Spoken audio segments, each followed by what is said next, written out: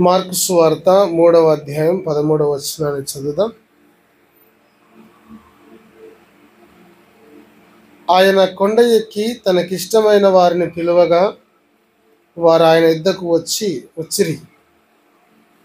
వారు తనతో కూడా ఉండునట్లును దయ్యములను వెళ్ళగొట్టు అధికారము గలవారై సువార్త ప్రకటించుటకును వారిని పంపవలెనని ఆయన 12 మందిని నియమించాను.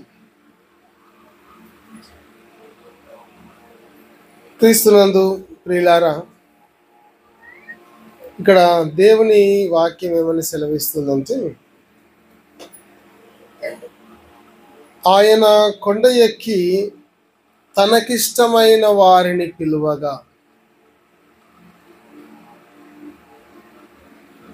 తనకిష్టమైన వారిని పిలువగా వారు ఆయన యుద్ధకు వచ్చిరి. వారు తనతో కూడా ఉండునట్లును దయ్యములను వెళ్ళగొట్టు అధికారము గలవారై స్వార్థ ప్రకటించుటకును వారిని పంపవలని ఆయన వారిని నియమించారు.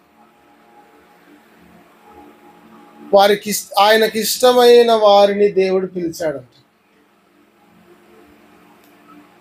ఎందుకు ఇక్కడ ఆ మాట రాయబడింది? ఆయనకి ఇష్టమైన వారు అంటే ఒక బాధ్యత అప్పగించడానికి దేవుడు పిలుస్తున్నాడు. ఒక పని అప్పగించడానికి.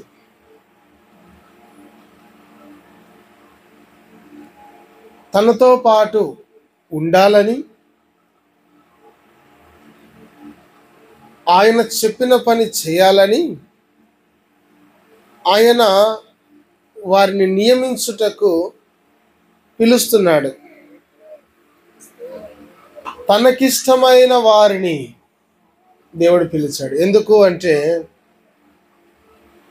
తన పని చేయడానికి. క్రీస్తునందు ప్రియులారా, దేవుడు మానవులందరినీ పిలిచాడు, నా యొద్దకు రండి అని. ప్రయాసపడి భారము మోసుకొనుచున్న సమస్త జనులారా, నా యొద్దకు రండి, నేను మీకు విశ్రాంతినిస్తాను అని పిలిచాడు. అందరినీ పిలిచాడు.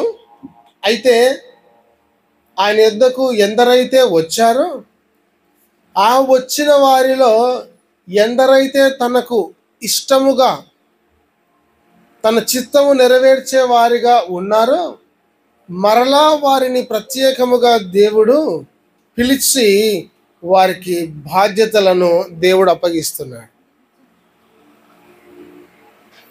ఇవి ఘనమైన దైవ కార్యం. ఇది మానవ కార్యము కాదు, ఇది దైవ కార్యం. దైవ కార్యము నెరవేర్చడం అనేటువంటిది అది సామాన్యమైన పని కాదు. ఎవరు చేయగలరు అంటే ఇక్కడ దేవుడు సెలవిస్తున్నాడు, తనకిష్టమైన వారు. ఎవరు దేవునికి ఇష్టం అంటే బైబిల్లో అనేక సంగతులు దేవుడు తెలియచేశాడు. యథార్థవంతులు ఆయనకు ఇష్టం, తన చిత్తము నెరవేర్చేవారు ఆయనకు ఇష్టం, పరిశుద్ధులు ఆయనకు ఇష్టం, నీతిగా దైవ భక్తి కలిగి బ్రతికేవారంటే ఆయనకి ఇష్టం, దేవుణ్ణి ప్రేమించేవారంటే ఆయనకి ఇష్టం, ఆయన మాటకు విధేయత చూపేవారు ఆయనకి ఇష్టం, తన మాటకు విధేయత చూపేవారు, దేవుణ్ణి ప్రేమించేవారు, దేవుని కొరకు బ్రతికేవారు, యథార్థంగా బ్రతికేవారు, నీతిగా బ్రతికేవారు, విధేయత కలిగిన వారు ఆయన కార్యములు చేయగలరు. దేవుణ్ణి ప్రేమించకుండా ఏదో మన అవసరాల కోసం దేవుని దగ్గరికి వచ్చి ఏదో మన పబ్బం గడుపుకోవడానికి వస్తూ ఏదో మనం చేయాలని నామకార్థంగా భక్తి చేస్తూ దేవుణ్ణి ఏదో మెప్పించాలి అని వస్తే అటువంటి వారంటే దేవునికి ఇష్టం లేదు. యథార్థవంతులు దేవునికి. అలాంటి వారు బాధ్యతలు ఇస్తే ఏం పని చేస్తారు? నమ్మకమైన వాడు పని చేస్తాడు. నమ్మకమైన వానికి దీవెనలు మెండు. కనుక ప్రభునందు ప్రియులారా, ఇక్కడ దేవుడు తనకిష్టమైన వారిని పిలిచాడు. దేవుడు తనకిష్టమైన వారిని పిలిచాడు. పిలిచి ఏం చేశాడంట? వారు తనతో కూడా ఉండాలని, తనతో కూడా వాళ్ళు ఉండాలని, తనతో కూడా వాళ్ళు బ్రతకాలని, తనతో కూడా వారు సహవాసం కలిగి ఉండాలని దేవుడు ఆశించాడు. తర్వాత దయ్యములను వెళ్ళగొట్టు అధికారం వాళ్ళకిచ్చాడు దేవుడు. తనతో కూడా ఉండాలని, తర్వాత అధికారము కలిగిన వారిగా దేవుడు వారిని తయారు చేశాడు. అంతేకాకుండా సువార్త ప్రకటింపవలనని వారిని పిలిచాడు. ఒకటి, తనతో కూడా ఉండాలని. రెండవది, దయ్యములను వెళ్ళగొట్టు అధికారము కలిగిన వారై ఉండాలని. మూడవది, సువార్త ప్రకటించాలని.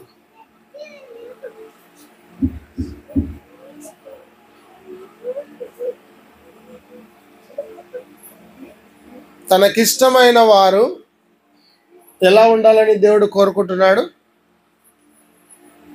తనతో ఉండాలని. తనకిష్టమైన వారు తనతో ఉండాలని.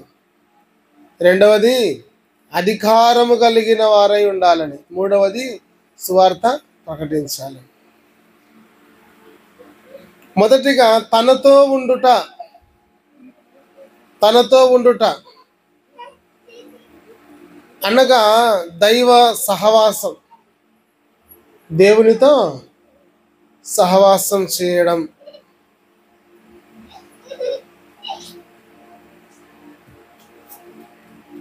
దేవునితో సహవాసం చేయడం.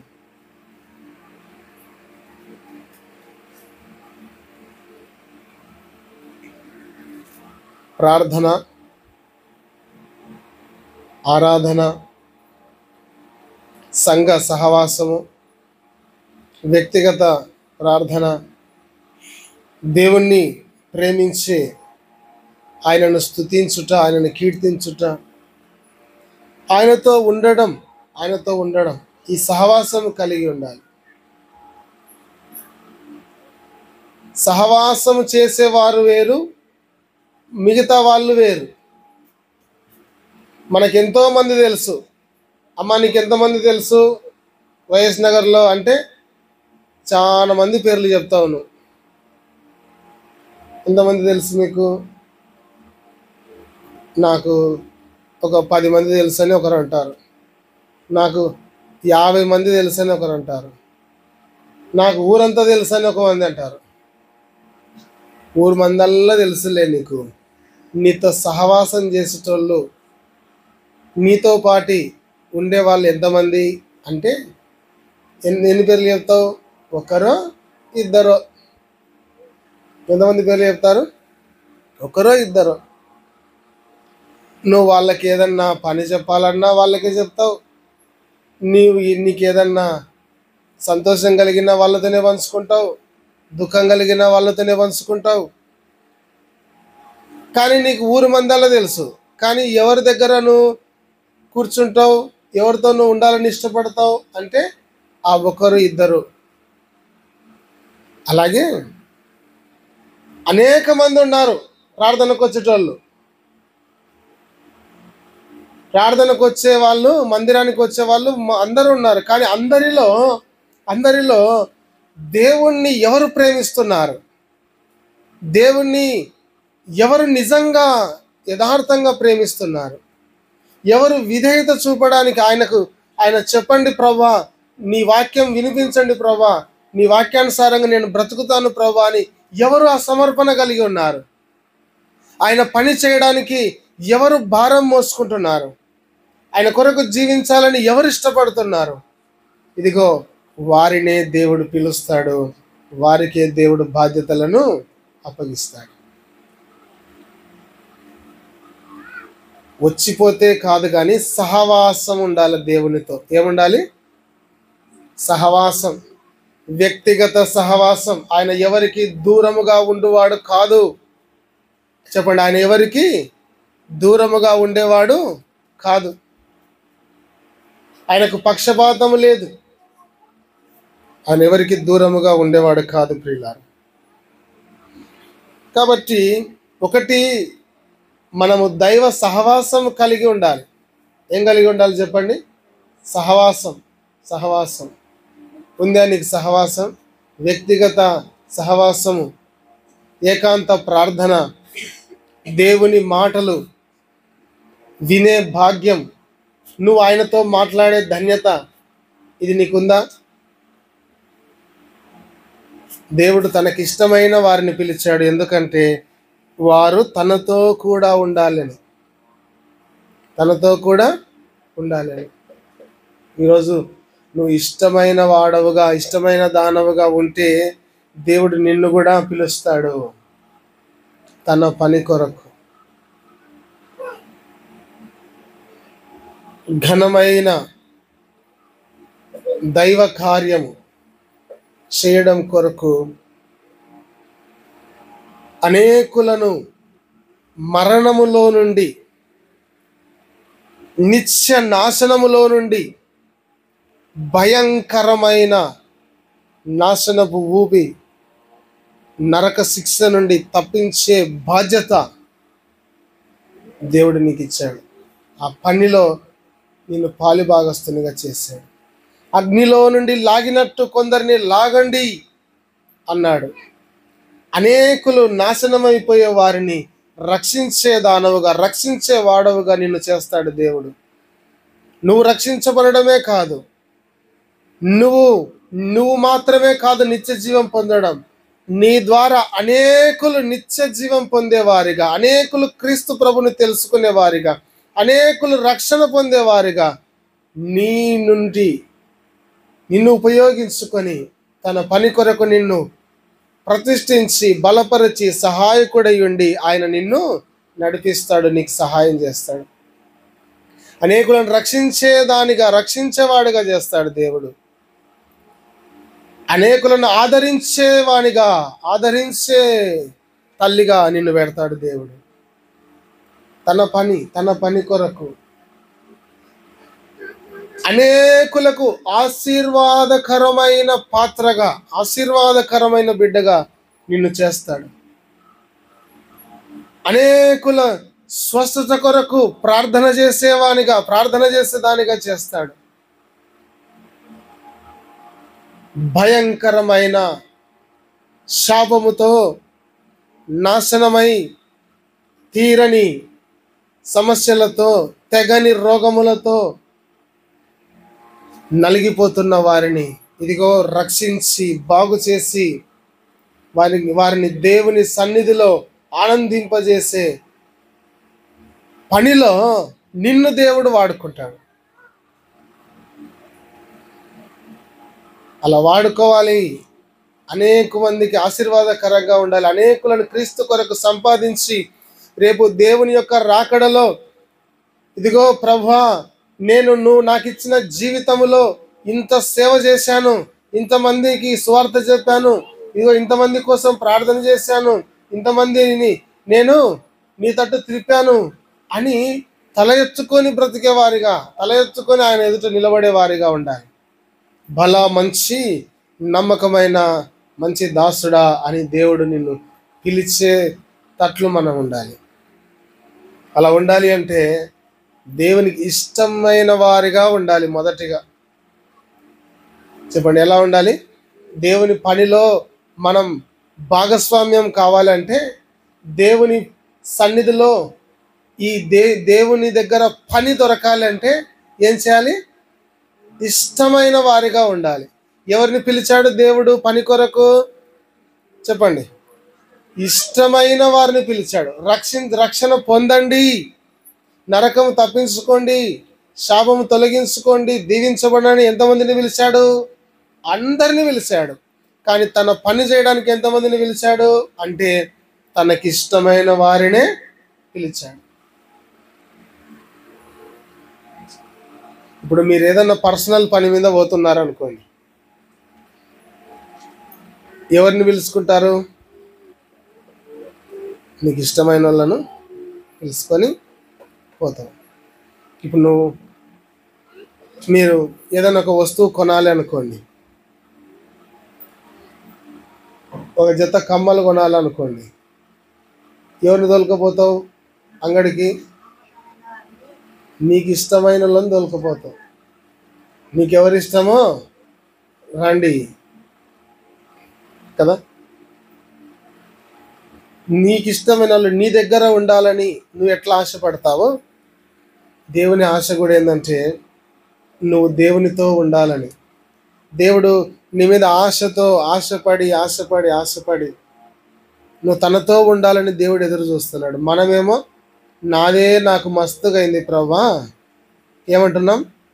నాదే నాకు మస్తుగా అయింది, ఎక్కడ ప్రార్థన చేయడానికి నాకు టైం ఉంది, ఎక్కడ నిన్ను స్తుతించడానికి నాకు టైం ఉంది, ఎక్కడ మందిరానికి రావడానికి నాకు సమయం ఉంది, నాదే నాకు మస్తు. నీకోసమేమో దేవుడు ఆశపడుతున్నాడు. నువ్వు తనతో ఉండాలని, నువ్వు ప్రార్థన చేయాలని, నువ్వు ఆరాధించాలని, తన సన్నిధిలో ఉండాలని, తన మాటలు వినాలని, తనతో ఉండాలని, తనతో సహవాసం చేయాలని, నీతో ఆయన సహవాసం చేయాలని దేవుడు ఆశపడి ఇష్టపడుతుంటే మనం ఈ గ్రహింపు లేక దేవుని కార్యములను, దేవుణ్ణి ఆలోచించకుండా పక్కన పడేసి వ్యర్థమైన దానికోసం పరిగెడుతున్నాం.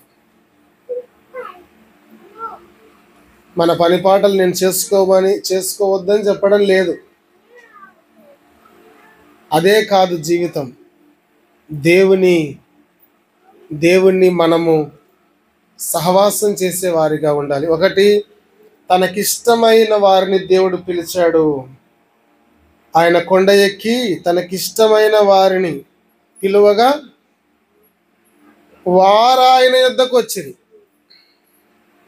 ఆయన పిలిచాడు, వారు వచ్చారు. ఇక 2 సందర్భాలు ఉన్నాయి. ఆయన పిలిచాడు, వారు వచ్చారు. ఎందుకు పిలిచాడు? ఆశీర్వదించడానికి, దీవించడానికి, అధికారం ఇవ్వడానికి, సువార్త పనిలో పాలి భాగస్తులను చేయడానికి ఆయన పిలుస్తున్నాడు. తనతో ఉండడానికి ఆయన పిలుస్తున్నాడు. ఇప్పుడు మనం ఈ లోకంలో ఒక నాయకుని వెంబడి పక్కన ఉండాలంటే ఎంతో గ్రేట్గా ఫీల్ అవుతాం. ఒక ఆఫీసర్ దగ్గర మనం చైర్ వేసుకొని కూర్చోవాలనుకుంటే ఏమనుకుంటాం? గ్రేట్గా ఫీల్ అవుతాం. మరి సర్వాధికారి, సర్వశక్తి కలిగిన దేవుడు అంటున్నాడు, నువ్వు నాతో ఉండు. ఏమంటున్నాడండి దేవుడు? ఈ లోకంలో అధికారులు నిన్ను పిలుస్తారు నాతో ఉండవని. ఈ లోకంలో పెద్ద పెద్ద వాళ్ళు నిన్ను కోరుకోరు నా వెంబడి నువ్వు ఉండని. కానీ లోకాలని ఏలే, సర్వలోకాన్ని, జగత్తును, సమస్తాన్ని ఏలే దేవుడు అంటున్నాడు, మీరు నాతో ఉంటారా? నాతో సహవాసం చేస్తారా? వ్యక్తిగత సహవాసం, సొంత రక్షణ,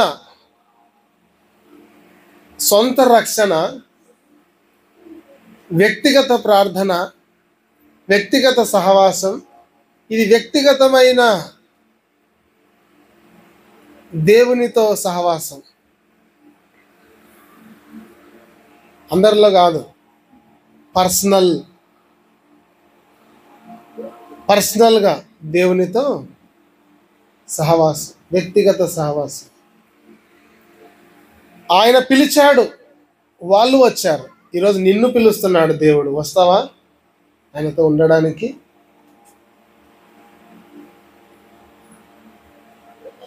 ఆయనతో ఉండడానికి వస్తావా? నువ్వు ఆయన పని చేయడానికి వస్తావా? అధికారం ఇస్తాడు దేవుడు. ఈ లోకాన్ని పాడు చేసే, మనుషులను పీడించే దురాత్మల మీద, దయ్యముల మీద అధికారం ఇచ్చి వాటిని పారద్రోలే శక్తిని దేవుడు నీకు ఇస్తాడు. అధికారం ఇస్తున్నాడు దేవుడు. తర్వాత శ్రేష్టమైన సువార్తను ప్రకటించే బాధ్యతను ప్రియులారా దేవుడు ఇవ్వడానికి పిలుస్తున్నాడు.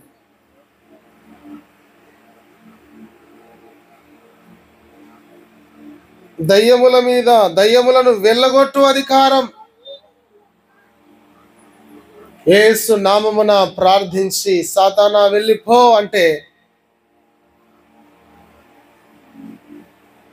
దయ్యములు గడగడ వణికి ఆ స్థలంలో ఉండకూడదు. ఇంకంతే.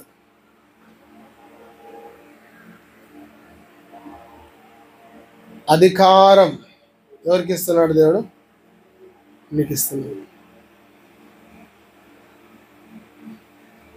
సువార్తను ప్రకటించే పని దేవుడు నీకు ఇస్తాడు. ఎవరికి ఇస్తాడు దేవుడు? చెప్పండి, ఎవరికి ఇస్తాడు?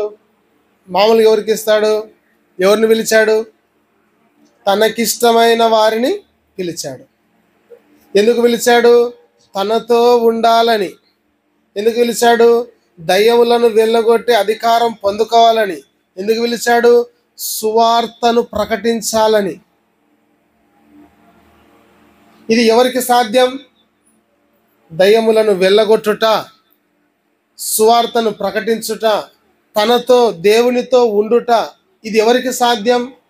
ఎవరికి సాధ్యం అంటే దేవునికి ఇష్టమైన వారు ఎవరైతే ఉన్నారో వాళ్ళు చేయగలరు. ఎవరు దేవునికి ఇష్టం?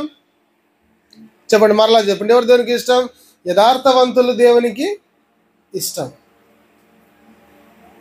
తన చిత్తము చేసేవాళ్ళు దేవునికి ఇష్టం. తన ఆలోచనను నెరవేర్చేవారు దేవునికి ఇష్టం.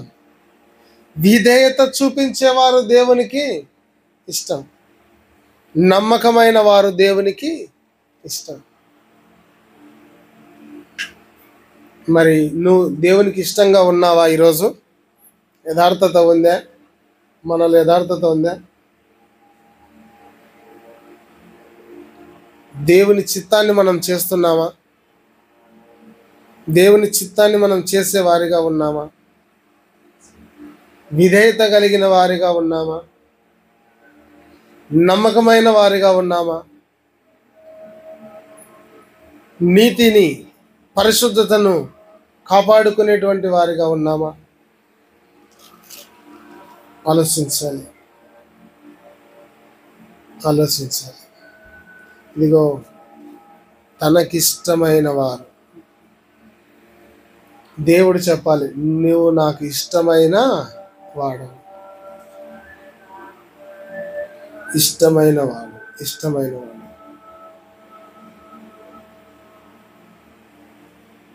తన భక్తులను గురించి దేవుడు చెప్పాడు. యోహాను భక్తుని గురించి యేసుప్రభు అంటాడు, నేను ప్రేమించే శిష్యుడు. శిష్యులు అంటారు, యేసు ప్రేమించిన శిష్యుడు. మిగతా వాళ్ళు అంటారు, ఇదిగో యేసు ప్రభు ప్రేమించిన శిష్యుడు యోహాను. పేరు పడిపోయింది. యేసయ్యకి ఇష్టం, అందరి ఇష్టమే. కానీ యోహాను అంటే ఎక్కువ ఇష్టం, అధికమైన ఇష్టం. అందరి ఇష్టమే, కానీ యోహాను అంటే ప్రేమ. లాజరు, నీవు ప్రేమించు లాజరు అని రాయబడింది. లాజరును దేవుడు ప్రేమించాడు. బేతనియా గ్రామంలో మార్తా మరియల కుటుంబాన్ని దేవుడు ప్రేమించాడు. మార్తా మరియల సహోదరుడైన లాజరును దేవుడు ప్రేమించాడు. ఎంత భాగ్యం అండి!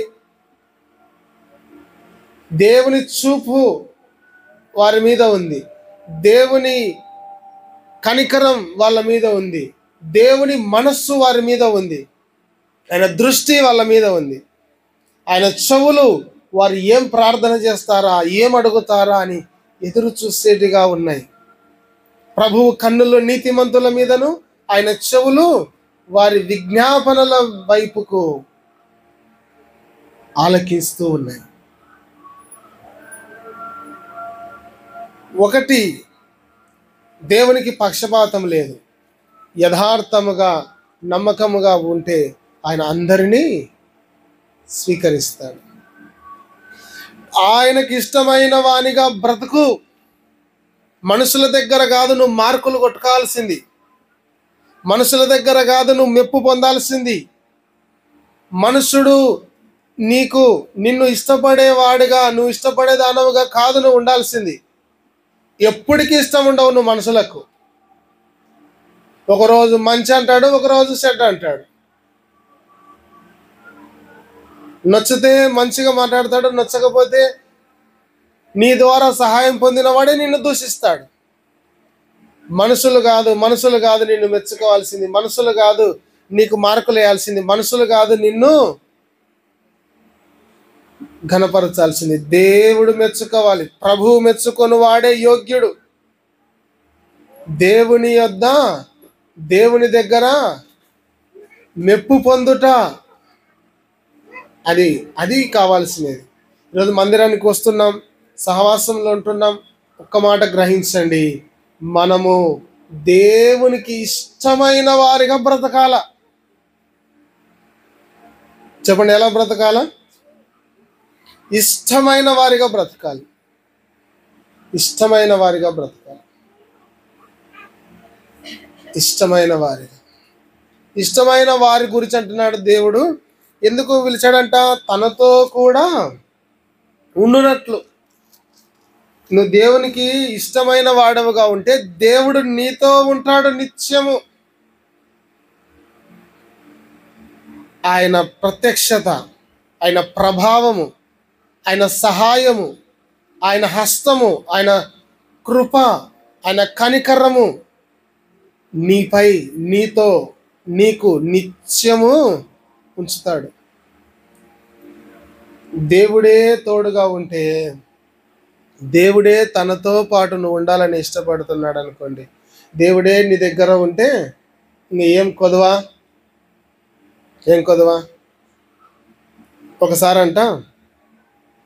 ఒకసారి ఒక ఊర్లో ఒక వ్యక్తి ఒక మంచి కార్యం చేశాడంట. మంచి రాజు యొక్క చిత్రపటం వేయమని ఒక పోటీ పెడితే మనసు పెట్టి ఆ రాజుని ఉన్నట్లుగా చక్కగా అద్దంలో ఎట్లయితే చూసుకుంటే ఉంటారో అట్లా గీసినాడంట రాజు బొమ్మ. ఈ కళాకారుడు బహు పేదవాడంట, పేద కళాకారుడు. టాలెంట్ ఉంది కానీ ఏం లేదు, ధనం లేదు, పేదవాడు. అందరూ సరిగా గీయలేదు. ఇదిగో రాజు దృష్టి ఆయన మీద పడింది. ఓకే, పిలిచాడంట రాజు. నీకేం బహుమానం కావాలి అంటే ఆయన అన్నాడంట, రాజా నాకేం వద్దు రాజా, ఒకరోజు నువ్వు మా ఇంటికి వచ్చి భోజనం చేసుకో రాజా అన్నాడంట. ఏమన్నాడు? ఒకరోజు మా ఇంటికి వచ్చి భోజనం చేసుకో. అందరూ అనుకున్నారంట, ఏం అడుగుతాడో, వజ్రాలు అడుగుతాడో, అవి అడుగుతాడో, ఇవి అడుగుతాడో, బంగారం అడుగుతాడో, ధనం అడుగుతాడో అనుకున్నారంట. కానీ ఈయనేమడిగినాడు? నువ్వు ఒకరోజు మా ఇంటికి వచ్చి భోజనం చేసుకో. రాజు సంతోషంగా ఓకే అన్నేస్తున్నాడంట. ఏం చెప్పాడు? ఓకే. రాజు ఎవరింటికి రావాలి? ఈ పేద కళాకారుని ఇంటికి రావాలి. ఫస్ట్ మంత్రులు యాదరా మీ ఇల్లు చూద్దాం పని వచ్చినారు. రే, నీ కొట్టం మీద చెత్త లేదు, ఏం లేదు, నీ కొట్టం మీద చెత్త లేదు, నీ ఇంట్లో సరైన బత్యము లేదు, నువ్వేం పెడతావురా రాజుకు? రాజు ఇట్లాంటి ఇంటికి వస్తాడా? కాబట్టి ఈయన ఇండ్లు నీట్గా చేయండి అని ఆర్డర్స్ ఇచ్చినారంట ఫస్ట్. రాజు వస్తున్నాడు కదా ఇంటికి, కాబట్టి అప్పుడు ఇండ్లు ఎట్లుండాలా, రాజుకు తగినట్టు ఉండాలా అని ఆ పాత పాడుబడిన పనికిరాని ఇంటిని తీసేసి చక్కగా ఇంటిని కట్టినారంట రాజు ఉండేటట్లు. ఎట్లా, రాజుకు అన్ని సౌకర్యాలు కావాలి కదా, వస్తే అన్నీ బిగించినారు, అన్నీ ఫిట్ చేసినారు. చక్కని విడిది, చక్కని హాల్, చక్కని కిచెన్ అంతా నిర్మించారంట, అన్నీ తయారు చేశారు. నీ మీ కుటుంబం, ఇదిగో మీరు రాజు దగ్గర నీట్గా ఉండాలి, ఇదిగో మీ మంచి వస్త్రాలన్నీ తీసుకోండి, రాజుకు మంచి ఆహారం పెట్టాలి, ఇదిగో ఈ ధనమంతా తీసుకోండి, మంచిగా భోజనం సిద్ధం చేయండి, విందును సిద్ధం చేయండి రాజుతో పాటు అని. ఆయనకి ఏం కోరిక కొన్నాడంటే, రాజా నువ్వు నా ఇంటికి వచ్చి భోజనం చేసిపో అన్నాడు. రాజు ఇంటికి వస్తుంటే రాజుకు తగినట్లు ఆ ఇండ్లు ఉండాలని ఆ ఇంట్లో ఉన్న దరిద్రం అంతా తీసేసి సంపన్నంగా, వెలుగుమయంగా, ఆ కుటుంబము ఘనమైనదిగా, ఆ ఇండ్లు ఘనమైనదిగా, శ్రేష్టమైనదిగా రాజు సేవకులు వచ్చి తీర్చిదిద్దినారు. అప్పుడు అర్థమైందంట, ఓహో వీడు సన్నగా ప్లాన్ వేయలేదు, అది ఇది అడిగితే ఆయన తరతనే పోతుండే, రాజును పిలుచుకొని ఎంత పని చేశాడబ్బా, తన రూపురేఖలే మారిపోయినాయి. ఒక రాజు నీ ఇంటికి వస్తే, నీ ఇంట్లో అన్ని మార్పులు జరిగితే, దేవుడే నీ ఇంటికి వస్తే, దేవుడే నీతో ఉంటే, దేవుడే నీ పక్షాన ఉంటే, దేవుడే నీతో సహవాసం చేస్తే, దేవుడే నీతో నిత్యము ఉంటానని వాగ్దానం చేసి నీ దగ్గర ఉంటే, నివసిస్తే ఇంకెన్ని దీవెనలు కలుగుతాయి. దేవుడు నీ ఇంటికి వస్తే, దేవుడు నీతో ఉంటే, ఇదిగో అంతవరకు అలుముకున్న చీకటి, అంతవరకు నివసించిన సాతాను, దయ్యములు, అపవిత్రత, ప్రతి దుష్టత్వము, ప్రతి మోసం, అపవిత్రత యేసు నామములో అన్ని తొలగిపోయి దివ్యమైన దైవ వెలుగుతో, దైవ సన్నిధితో, దేవుని ప్రభావముతో, శాంతి, సమాధాన, దీవెన, ఆశీర్వాదములతో నీవు నీ ఇండ్లు నింపబడతాది, నీవు నీ ఇండ్లు నింపబడతారు. మనకు కావాల్సింది దేవుడిచ్చే ఆశీర్వాదాలు కోరుకోవడం కాదు, కానీ దేవుణ్ణి కోరుకోవాలి. నాకు అది కావాలి ప్రభా, ఇది కావాలి ప్రభా అని ఎన్నోసార్లు ప్రార్థన చేసినావు. నాకు నువ్వు కావాలి ప్రభా అని ప్రార్థన చేసావా? నాకు నువ్వే కావాలి, నీ సహవాసం కావాలి, నీ తోడు కావాలి, నువ్వు నాతో రావాలి, నువ్వు నాతో ఉండాలి.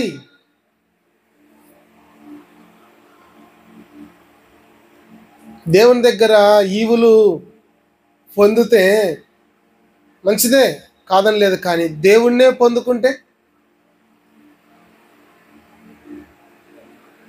అంత మనదే కదా.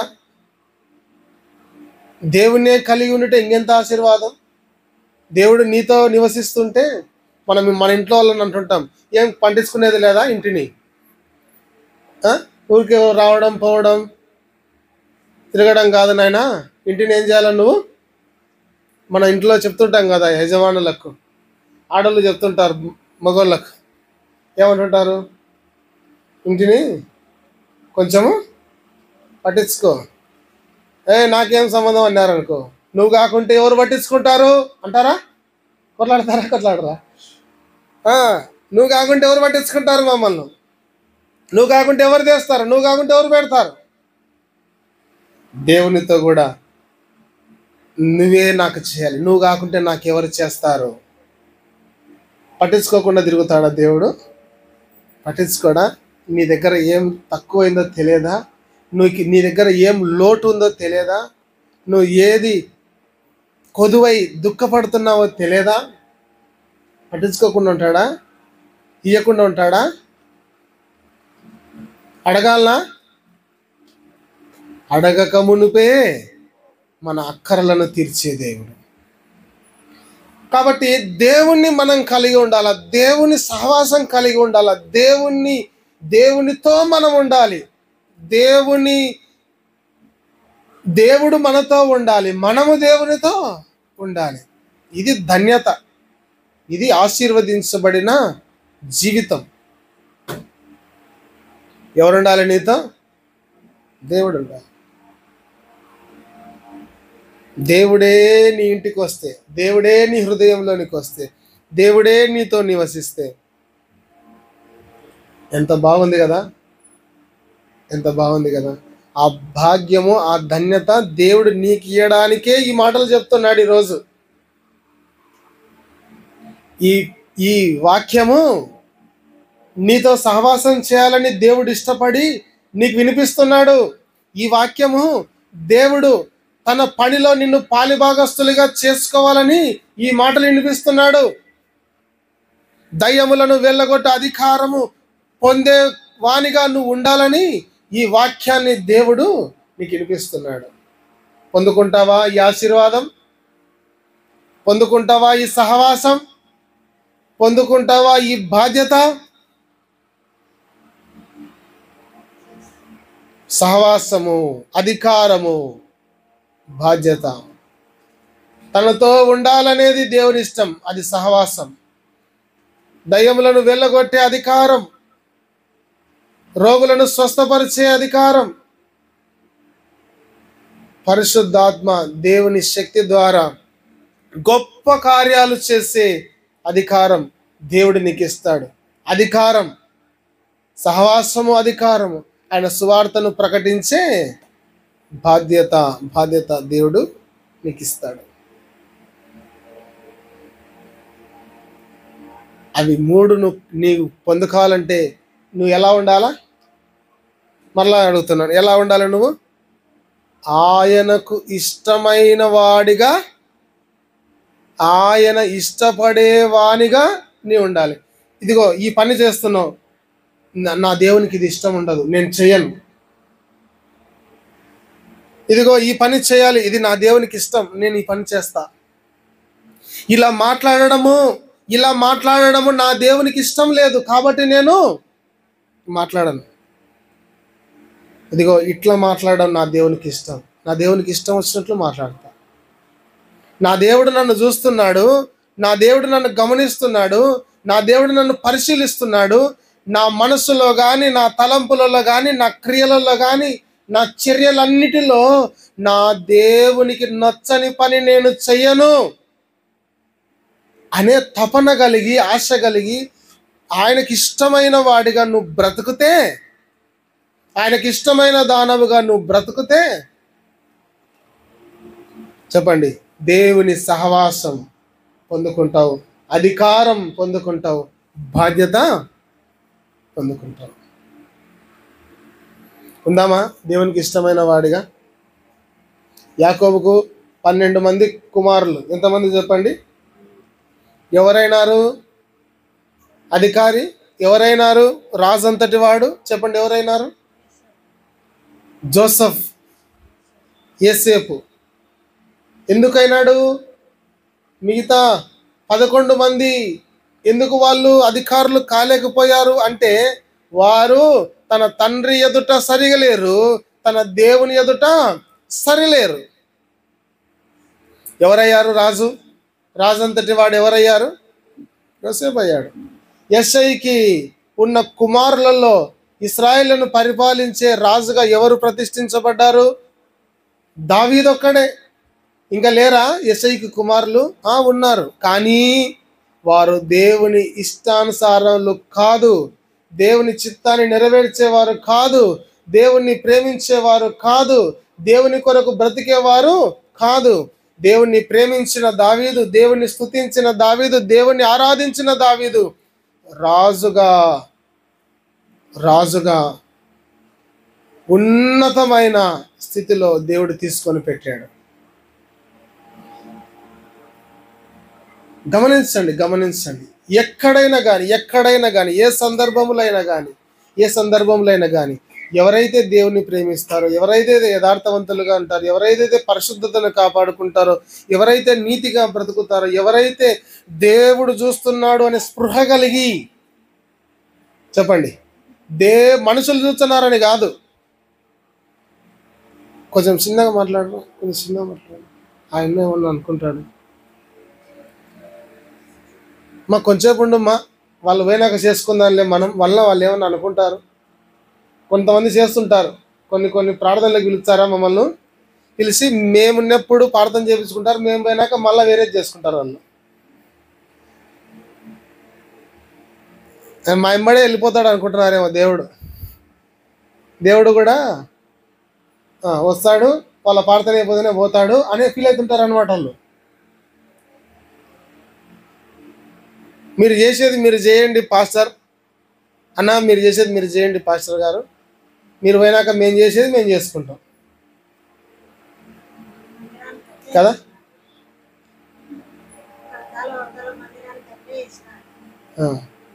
కాబట్టి మనము దేవుడు చూస్తున్నాడు అనే స్పృహ ఎప్పటికి ఉండాల.